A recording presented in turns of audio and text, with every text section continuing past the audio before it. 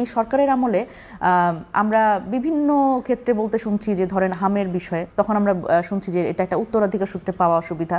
তারপরে আমরা দেখছি যে মব বা আইন শৃঙ্খলা পরিস্থিতির অবনতি, এটাও আমার যারা বিএনপির ভাই বোন বলেন তারা উত্তরাধিকার সূত্রে পাওয়ার ব্যাপারটা বলেন।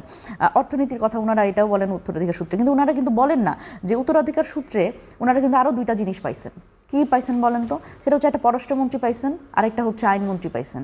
এটাও কিন্তু উত্তরাধিকার সূত্রে পেয়েছেন, মানে খলিলুর রহমানকে ওনারা উত্তরাধিকার সূত্রে পেয়েছেন, আসাদুজ্জামান ওনাকেও আসলে মানে উত্তরাধিকার সূত্রে পেয়েছেন, কিন্তু ওনারা এটা বলেন না। কিন্তু এই যে উত্তরাধিকার সূত্রে পাওয়া, এই কথা বলার মাধ্যমে সরকার কি আসলে এই দায় চাপানোর কোনো রাজনীতি করছে কিনা, এটা একটা খুব বড় প্রশ্ন। এবং এটি উত্তরাধিকার সূত্রে পেয়েছি বললেই কি সমস্যাটা সমাধান করতে হবে না? নিশ্চয়ই হবে। হামের জায়গাটাতে আমি বারবার করে চলে আসছে প্রসঙ্গে, কারণ এটা খুব বড় একটা সংকটের জায়গা এখন।